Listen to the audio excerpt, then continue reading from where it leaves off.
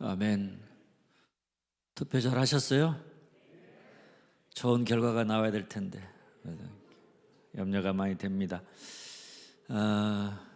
오늘 같은 날 목회자가 설교하기가 최고 어렵고 또 준비하고 싶지 않은 그런 날이기도 합니다. 그래도 또 수요일 날 우리가 함께 나와서 또 이렇게 하나님께 예배하면서 또 이 나라 이 민족을 위해서 함께 기도하는 게 더 중요하지 않을까 이런 생각이 듭니다. 오늘 말씀은 이렇게 시작합니다. 너희를 위하여 보물을 땅에 쌓아두지 말라. 보물을 땅에다가 쌓아두지 말라.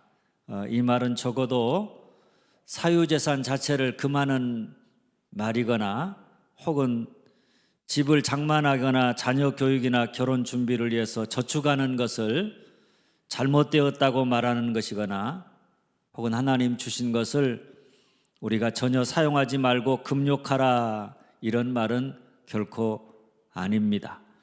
그렇다면 너희를 위하여 보물을 땅에 쌓아두지 말라고 하는 이 말씀은 무슨 뜻이냐? 사실 사람들이 재물 곧 돈을 자기를 위해서 땅에 쌓아두려고 하는 이유는 다른 것 때문이 아닙니다. 내가 쌓아둔 그 돈이 나를 지켜줄 것이다. 그것이 나를 행복하게 할 것이다. 돈의 능력을 믿기 때문입니다. 흔히 사람들이 하는 말이 돈으로 안 되는 게 어디 있어? 이런 말들을 많이 합니다. 돈이면 다 된다.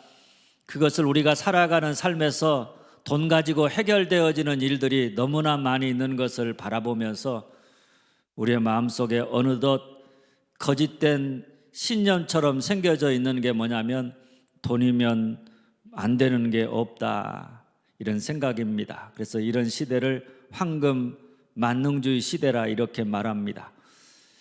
그러다 보니까 어린아이부터 나이 많은 어르신에 이르기까지 뭘 위해 사느냐 그러면 돈 벌기에 산다고, 부자가 되고 싶다고 이렇게 소망을 이야기하는 어처구니 없는 모습을 우리는 매일매일 지켜보고 있습니다. 아예 노골적으로 나는 부자가 되고 싶어서 뭐든지 할 수 있다고 이렇게 이야기하는 사람들을 방송을 통해서도 많이 나오는데 그것을 자본주의적 인간이라 이렇게 미화해서 표현하기도 하는 것을 보게 됩니다.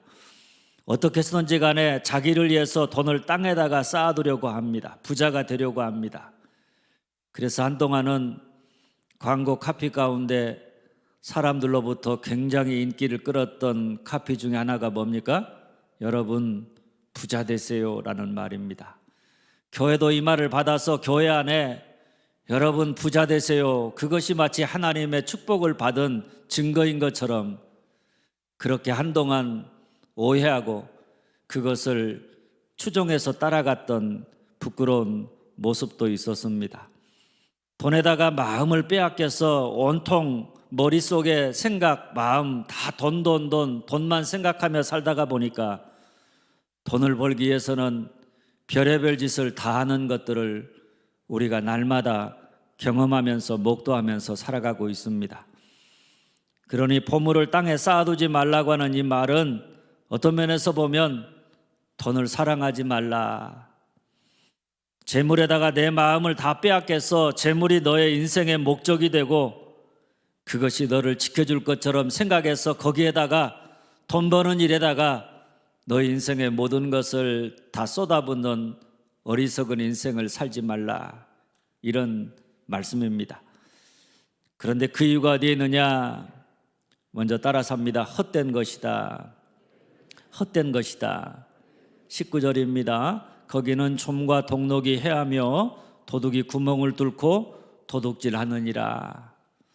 솜과 동록이 해한다, 도둑질한다 이 말은 내가 나를 위해서 열심히 재물을 땅에다가 쌓아두고 그것이 내 인생을 행복하게 하고 그것이 내 삶을 지켜줄 것이라 생각하면서 그렇게 온 힘을 다해서 살았는데 거기에 솜과 동록이 해한다. 그리고 도둑이 구멍을 뚫고 도둑질한다. 그러고 나니까 남은 것이 하나도 없다. 결국에 그것이 우리 인생을 지켜주지 못한다. 허무한 것이다. 우리가 영원히 그것이 내 것으로 남아서 나를 지켜줄 것이라고 믿고 그렇게 살아왔는데 그것이 나를 지켜주지 않는다는 것입니다. 영원히 내 것으로 남지 않는다. 이 사실을 우리에게 말하고자 하는 것입니다. 우리가 잘 아는 누가복음 12장의 어리석은 부자의 비유에 보면 부유한 농부가 그 밭에 소출이 풍성해서 곡식 쌓아둘 곳이 없어 고민하다가 어떻게 합니까? 곡간을 더 크게 지어서 거기다가 재물을 쌓아두고 자기 영혼에게 이렇게 말합니다. 내가 여러 해 쓸 물건을 많이 쌓아두었으니 평안히 쉬고 먹고 마시고 즐거워하자. 그런데 그날 밤 어떤 일이 일어났는가 하면 하나님이 그에게 찾아오셔서 자기를 위하여 재물을 쌓아둔 그를 향하여서 뭐라고 말하는가 하면 어리석은 자야, 이렇게 하나님이 말씀하십니다. 그러면서 오늘 밤 내 영혼을 도로 찾으리니 그러면 네가 준비한 것이 네 것이 되겠느냐, 이렇게 반문합니다. 재물을 땅에다가 쌓아두면서 그것이 영원히 내 것이로 그것이 내 인생을 행복하게 지켜줄 줄 알고 그렇게 믿고 살아왔는데 어느 날 한순간에 오늘 밤 내 영혼을 도로 찾으면 그것이 네 것이 되겠느냐, 지금 네 손 안에 있는 것이 네 것인 것처럼 생각할지 모르지만 그것이 영원히 네 것은 아니다, 이런 이야기입니다. 그러니 우리가 아무리 많은 재물을 자기를 위해서 땅에 쌓아두어도 그것이 영원히 내 것이 아니다, 그것이 영원히 내 삶을 지켜주지 못한다. 그러니까 자기를 위해서 재물을 쌓아두는 그 인생이 있다면 그런 인생이 얼마나 어리석은가, 얼마나 허망한 것을 쫓아가고 있는가, 그것을 알아야 한다, 이런 말씀입니다. 그뿐 아닙니다. 21절입니다. 같이 한번 읽어보겠습니다. 내 보물이 있는 그곳에는 내 마음도 있느니라. 내 보물이 있는 그곳에 내 마음도 있다. 우리가 보물을 자기를 위해서 땅에 쌓아두지 말아야 되는 두 번째 이유는 다른 게 아닙니다. 보물이 있는 그곳에 우리의 마음도 있다. 다시 말하면 뭡니까? 그 보물이, 그 돈이, 한번 따라서 합니다. 우리의 마음을 빼앗는다. 우리 마음을 빼앗는다.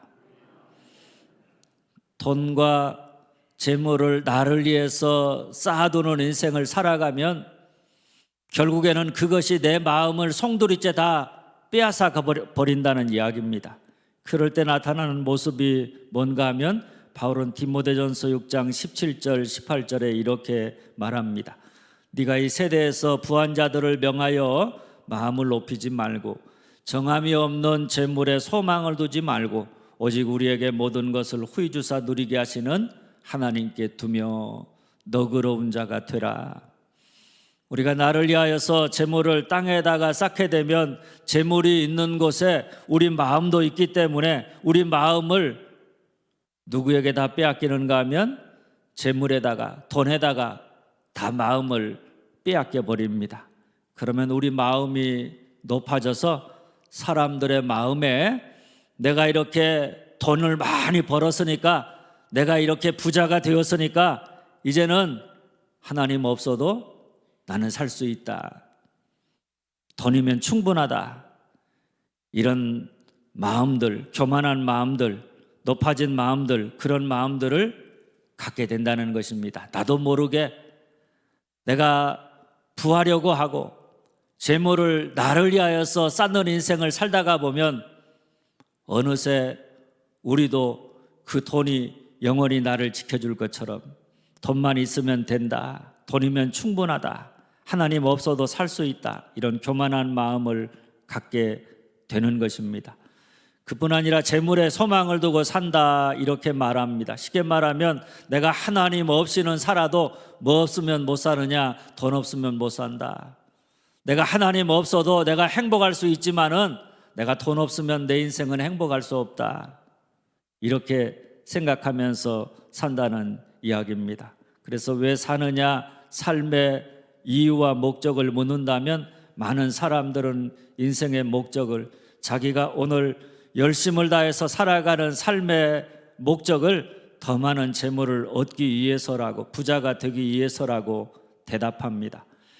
그러니 이런 사람에게 다른 사람은 그 마음에 안중에도 없는 것입니다. 오직 자기 가족, 자기 이익밖에는 아무것도 중요하지 않게 되는 것입니다. 그래서 이렇게 사람들이 재물을 땅에다가 쌓아두고 살아가게 되면 다른 사람에게 후하고 넉넉하고 그런 마음을, 너그러운 마음을 가지고 사는 게 아니라 더 욕심 사납고 다른 사람들에게 인색하고 자기밖에는 모르는 극단적인 이기주의로 빠지게 된다는 이야기입니다. 그러다 보니까 이런 사람은 디모데전서 6장 9절 말씀처럼 시험과 올무와 여러 가지 어리석고 해로운 욕심에 떨어지나니 그 사람으로 파멸과 멸망에 빠지게 하는 것이라. 뭡니까 여러분? 부자가 되어서 재물을 땅에다가 많이 쌓아두게 되면, 그런 인생을 추구하다가 보면 돈 때문에 그 마음이 높아져서 돈에 눈이 멀어서 돈의 외에는 눈에 뵈는 게 없어지니까 살이 분별이 흐려지고, 그러다 보면 여러분 어떻습니까? 사단의 유혹과 세상의 유혹 앞에서 쉽게 그 유혹에 빠져서 결국에 자기를 위해서 재물을 쌓아뒀는데 결국엔 재물 때문에, 돈 때문에 파멸과 멸망에 빠지게 된다. 바로 이런 이유 때문에 주님은 자기를 위하여 재물을 땅에다가 쌓아두지 말라, 이렇게 말씀하고 계시는 줄 믿으시기를 바랍니다. 그리고 24절 말씀입니다. 한번 같이 또 읽어보겠습니다. 한 사람이 두 주인을 섬기지 못할 것이니 호기를 미워하고 저를 사랑하거나 호기를 중히 여기고 저를 경히 여김이라. 너희가 하나님과 재물을 겸하여 섬기지 못하리라. 뭡니까 여러분? 한번 따라서 합니다. 믿음에서 떠나게 한다. 믿음에서 떠나게 한다. 분명한 사실은 뭡니까? 한 사람이 두 주인을 섬길 수 없다는 것입니다.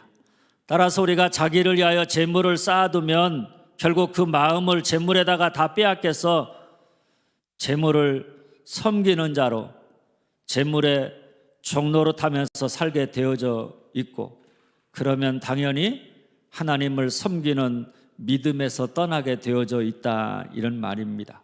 그래서 바울은 디모데전서 6장 10절에 이렇게 말합니다. 돈을 사랑함이 일만하게 뿌리가 되나니 이것을 탐내는 자들은 미혹을 받아 믿음에서 떠나 많은 근심으로 자기를 찔렀도다.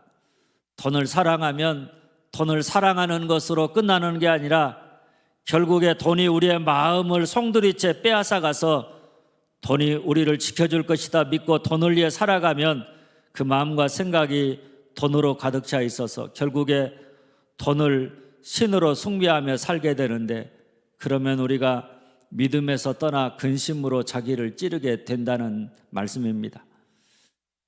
그런데도 사람들이 아랑곳하지 아니하고 돈을 사랑하고 돈을 하나님을 대신할 신으로 섬기면서 돈을 위해서 살아가고 있는 것을 보게 됩니다. 신학자인 페르디난트 퀴튼베르거는 기독교인들이 돈을 우상으로 섬기는 것을 비꼬아서 주기도문을 가지고 다음과 같은 돈 주기도문을 만들었습니다. 지갑과 통장에 계신 나의 돈님이여, 이름이 거룩히 여김을 받으시오며 돈이 판치는 세상에 임하셨사오니 소득이 부동산 투자에서 이루어진 것 같이 증권에서도 이루어지이다.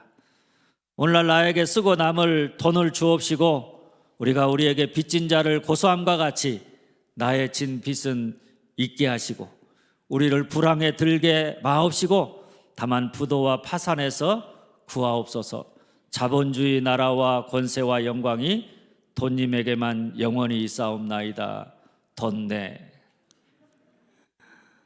재밌죠? 단순히 우리가 재밌게만 넘길 수 없는 그런 이야기입니다. 우리 성도들의 삶에도 어느 순간에 이 세상을 쫓아서 돈에 대한 그릇된 신념을 가지고 돈이 하나님의 자리를 대신해서 성도의 삶을 지배하고 있는데, 마치 돈 많이 벌면 그것이 하나님의 축복을 받은 것처럼 이렇게 그릇된 신앙까지 많이 사람들이 믿고 있어서 돈 버는 것, 그것에 대한 두려움, 염려, 그런 생각이 없다는 것입니다. 그러다 보니까 어느 순간에 돈이 하나님의 자리를 대신해서 성도들의 삶을 지배하고 있는, 돈을 섬기는, 만몬을 신으로 섬기는 우상숭배 현실을 풍자적으로 지적하고 있는 기도문 아닌 기도문입니다. 그런데도 오늘날 우리와 우리 자녀들의 가정이 돈을 사랑하다가 믿음에서 떠나서 돈 때문에 항상 근심하면서 자기를 찌르며 살아가는 사람들이 얼마나 많이 있는지 모릅니다. 내가 지금은 돈 버느라고 바빠서 신앙생활 제대로 할 수 없는데요, 제가 돈 좀 벌면 그때 신앙생활 열심히 하고 교회를 위해서 제가 열심히 봉사하고 헌신하겠습니다. 순 거짓말입니다. 있을 수 없는 말입니다. 그 마음에 돈이 신으로 자리하고 돈에게 마음을 다 빼앗겼는데, 그가 순수한 마음으로 주님과 주님의 나라를 위해서 재물을 내려놓고 헌신하고 봉사한다. 있을 수 없는 일입니다. 그러니까 돈 번 다음에 내가 신앙생활 열심히 하겠다, 그런 생각을 가지신 분이 계시다면 아예 그 생각을 포기할 수 있기를 바랍니다. 둘 중에 하나를 선택해야 합니다.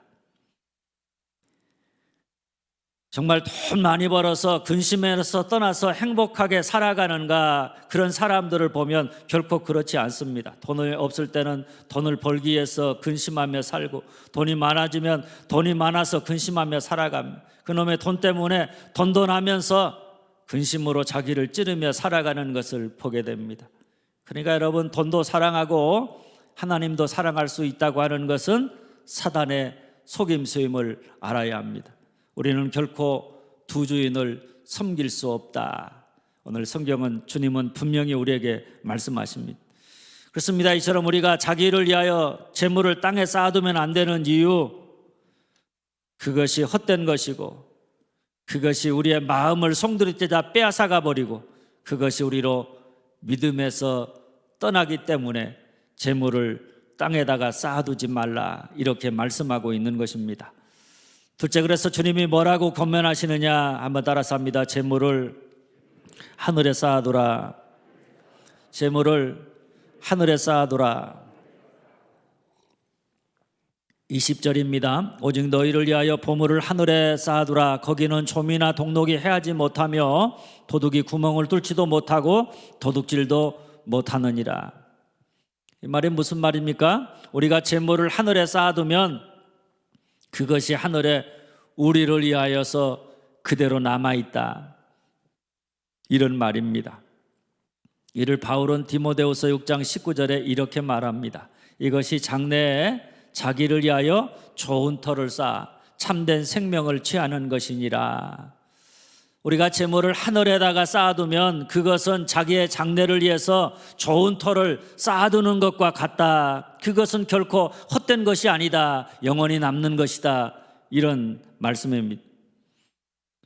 그러면서 우리가 장래를 위하여 좋은 터를 쌓아서 참된 생명을 취하는 길을 이렇게 말합니다. 디모데전서 6장 18절 19절입니다. 선을 행하고 선한 사업을 많이 하고 나누어 주기를 좋아하며 너그러운 자가 되게 하라. 이것이 장래를 위하여 좋은 터를 쌓아 참된 생명을 취하는 것이니라. 뭡니까 여러분? 재물을 가지고 자기만을 위해서 재물을 쌓아두고 자기와 자기 가족만을 위해서 사용하긴, 그런 어리석은 자가 아니라 그 재물을 가지고 선한 일과 선한 사업, 뭡니까 여러분? 하나님 나라를 위한 일들에다가 그것을 사용하고, 또 나 외에 다른 사람, 이웃에게 재물을 나누어 주기를 좋아하고 이웃을 향해서 너그러운 자가 되는 일, 바로 다른 사람에게 베풀고 함께하는 일에 사용하면 된다는 말씀입니다. 김동호 목사님은 참 좋은 사람이라고 하는 그의 책에서 돈을 잘 다스리는 사람이 지혜로운 사람이라고 말하면서 그 모습을 네 가지로 소개합니다. 첫째는 돈을 벌 줄 아는 사람이다. 둘째는 저축할 줄 아는 사람이다. 그리고 셋째는 돈 쓸 때를 아는 사람이다. 그리고 넷째는 돈 벌어 남을 줄 줄 아는 사람이다. 여러분 어떻게 생각하십니까? 우리가 참으로 지혜로운 사람은 자기를 위해서 재물을 쌓아두는 사람이 아니라 재물을 벌어서 돈을 쓸 때를 아는 사람이고 돈 벌어서 남에게 줄 줄도 아는 사람, 그런 사람이 지혜로운 사람이라고 하는 이야기입니다. 밀림에서 원주민에게 복음을 전하는 선교사가 있었습니다. 작은 병원을 열어서 아픈 사람도 치료하고 먹을 것도 주고 복음을 전했습니다. 그런데 깊은 밀림 지역인데라 신선한 과일을 맛보기가 어려웠습니다. 그래서 그는 다른 선교부로부터 파인애플 묘목을 얻어다가 심었습니다. 3년을 기다린 끝에 드디어 맛있는 파인애플을 먹게 되었습니다. 그런데 뜻하지 않은 사건이 발생했습니다. 그는 원주민들을 고용해서 삭을 주고 묘목을 심게 했었습니다. 그런데 밀림의 법칙에 따르면 열매를 먹을 수 있는 사람은 나무 주인이 아니라 나무를 심는 사람이라는 것이었습니다. 따라서 파인애플은 익기가 무섭게 선교사가 맛보기도 전에 없어져 버렸습니다. 선교사는 파인애플을 먹기 위해서 그들을 설득해 보았지만은 아무 소용이 없었습니다. 병원도 닫아보고 상점도 닫아보았지만은 마찬가지였습니다. 원주민들은 파인애플을 읽는 족족 계속 따갔고 선교사는 자신의 권리를 양보하지 못하고 계속 그 소유권을 주장했습니다. 이런 줄다리기가 8년 동안이나 계속되었습니다. 선교사는 할 수 없이 파인애플 농장의 권리를 포기하고 하나님께 드리기로 마음의 결심을 했습니다. 그런데 얼마 후에 원주민들이 선교사를 찾아와 이렇게 말했습니다. 이제야 그리스도인이 되셨나 보군요. 파인애플 농장을 하나님께 드렸을 때 원주민들은 선교사의 희생을 보았고 이제 자신들이 하나님의 파인애플을 훔쳐간다는 사실에 두려워하기 시작했습니다. 그래서 원주민들은 더 이상 파인애플을 훔쳐가지 않았고 더 많은 원주민들이 예수를 믿기 시작했다는 이야기입니다. 여러분, 우리가 내 것이라고 주장하는 모든 것이 사실은 내 것이 아니라 하나님의 것임을 알고 우리가 하나님의 뜻을 이루기 위해서 내 것임을 포기한다. 나의 소유를 내어놓는다. 쉽게 말하면 그것을 통해서 하나님의 영광이 되게 한다. 그러면 그것이 장래를 위하여 좋은 터를 쌓아서 참된 생명을 얻는 지혜로운 길이 되는 줄 믿으시기를 바랍니다. 그리고 셋째, 재물에 대한 말씀 사이에 끼어있는 맑은 눈에 대한 말씀입니다. 우리가 재물에게 마음을 빼앗기지 아니하고 재물을 신으로 섬기지 아니하고 하나님만 섬기는 자로 살아가려면 한번 따라서 합니다. 눈이 성해야 한다. 눈이 성해야 한다. 22절 23절 말씀입니다. 눈은 몸의 등불이니 그러므로 내 눈이 성하면 온몸이 밝을 것이요 눈이 나쁘면 온몸이 어두울 것이니. 우리가 이 세상을 밝게 살아가느냐 어둡게 살아가느냐 하는 것은 우리의 눈이 어떠하냐에 달려있다는 말씀입니다. 눈이 건강하면 우리의 몸 곧 우리의 인생도 환하게 밝아질 것입니다. 반대로 눈이 나쁘면 우리의 인생도 어둠과 죄악 속에 살아갈 수밖에 없을 것입니다. 따라서 우리의 삶에서 눈이 얼마나 중요한지 모릅니다. 그것이 어떠하냐에 따라서 우리 인생의 밝음과 어두움이 갈라지는 것이니 우리가 성한 눈을 갖는다는 것이 얼마나 중요한 문제인지 모릅니다.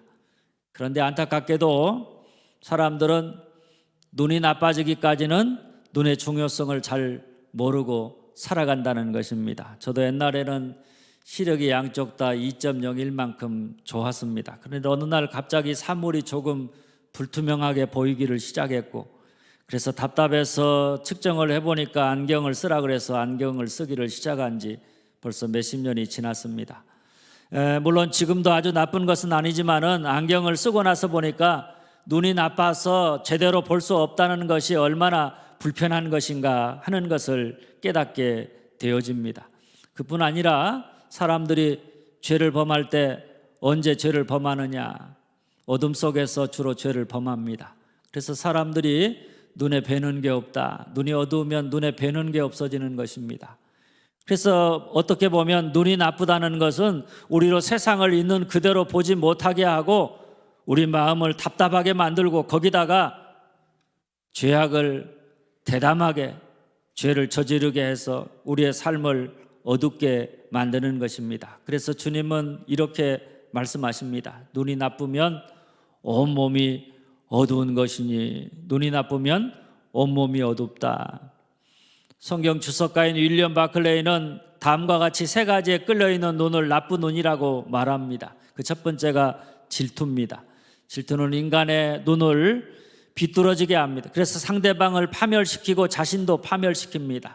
둘째는 교만입니다. 교만은 사람의 눈을 어둡게 해서 타인을 인정하려고 하지 않습니다. 상대방을 과소평가하고 자기 자신을 과대평가하게 만드는 것입니다. 셋째가 편견입니다.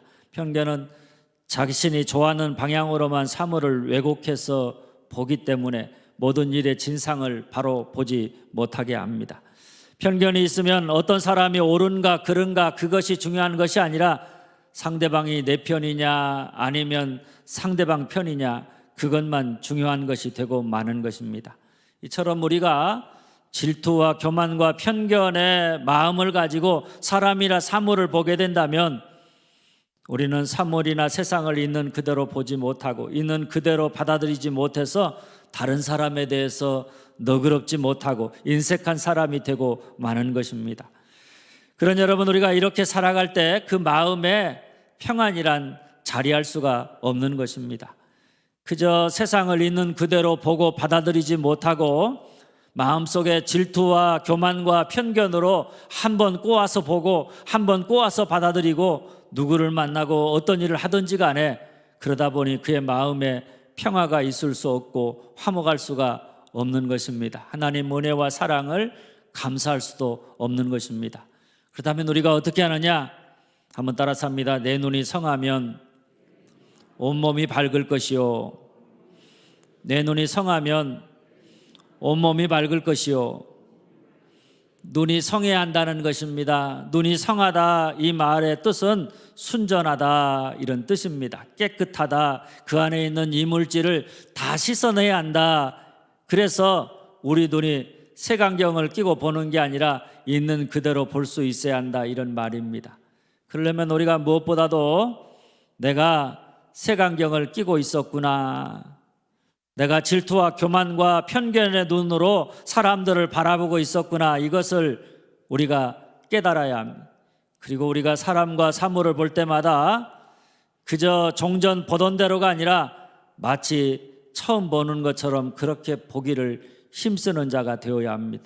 그리고 이 성하다는 말은 한결같은 이런 뜻을 가진 말입니다. 한 가지 목표, 변하지 않는 충성을 의미하는 것으로 사용된 말입니다.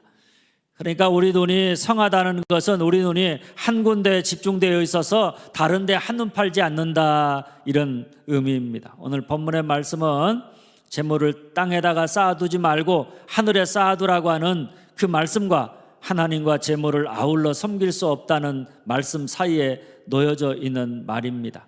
이것이 무엇을 말하고자 하는가 하면 우리의 눈은 재물도 보고 하나님도 보면서 살아가면 거기엔 어둠과 죄악만이 있다는 것입니다. 그렇게 사는 데는 우리 인생에 밝음과 희망이 있을 수 없다는 것을 우리에게 분명하게 말하고 있는 것입니다. 물론 우리는 하나님도 사랑하고 돈도 사랑하고 싶어 합니다. 하나님을 믿는 믿음 생활도 잘하고 그 보상으로 세상에서 부자가 되어 살아가고 싶어 합니다. 그리고 그런 삶이 있다고 믿고 그런 삶을 추구하면서 살아갑니다. 그러나 성경은 이렇게 말합니다. 아무도 두 주인을 섬길 수 없느니라. 아무도 두 주인을 섬길 수 없다.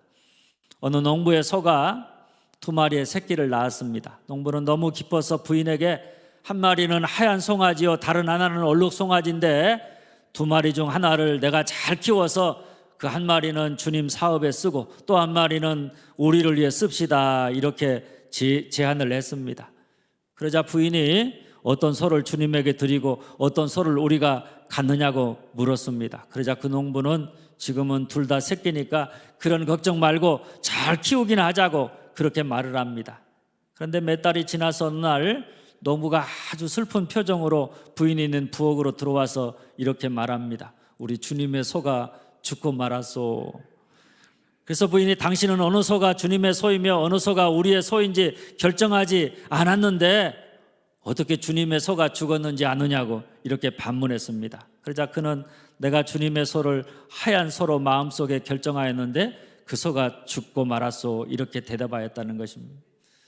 여러분, 이처럼 우리가 재물이냐 하나님이냐를 먼저 결정하지 않으면 항상 우리의 삶에서 주님의 소는 죽게 되어져 있는 것입니다. 우리는 두 주인을 섬길 수가 없습니다. 그러므로 오늘 우리의 눈은 한결같이 오직 주님만 바라보면서 주님에게만 충성을 다하는, 주님이 우리에게 재물을 주셨다면 그 재물의 선한 청지기로 주님의 뜻을 따라서 주의 영광을 위해서 선한 일과 선한 사업에 부하고 그리고 다른 사람에게 나누어 주고 다른 사람과 더불어 함께하는 일에 그 재물을 사용하는 자가 되어야 하는 줄 믿으시기를 바랍니다. 사랑하는 여러분, 주님은 재물에 대하여 재물을 자기를 위하여 땅에 쌓아두지 말라 말씀하셨습니다. 그게 뭔가 하면 한번 따라서 합니다. 헛된 것이다. 마음을 빼앗아 간다. 믿음에서 떠나게 한다. 헛된 것이다. 마음을 빼앗아 간다. 믿음에서 떠나게 한다. 그렇다면 우리가 어떻게 하느냐? 따라서 합니다. 재물을 하늘에 쌓아두어야 한다. 재물을 하늘에 쌓아두어야 한다. 그게 뭡니까? 선한 일과 선한 사업에 부한 자가 되고 나누어 주기를 좋아하는 자가 된다. 다시 말하면 재물의 선한 청지기로 하나님의 나라와 이웃을 위해서 그 재물을 사용하는 자가 된다. 이런 말입니다. 셋째, 이를 위해서 따라서 합니다. 눈이 성해야 한다. 눈이 성해야 한다. 바라기는 여러분 모두가 재물을 자기를 위하여 땅에 쌓아두는 어리석은 자가 아니라 재물을 자기를 위하여 하늘에 쌓아두는 선한 일과 선한 사업에 부한 자가 되고 이웃에게 나누어 주기를 좋아하는 장래에 좋은 터를 쌓는, 이를 위해 늘 눈이 성한 자가 되어서 주님의 눈으로 모든 것들을 바라보고 주의 영광을 위해 살아가기를 힘쓰는 여러분들이 되어줄 수 있기를 주님의 이름으로 축원합니다.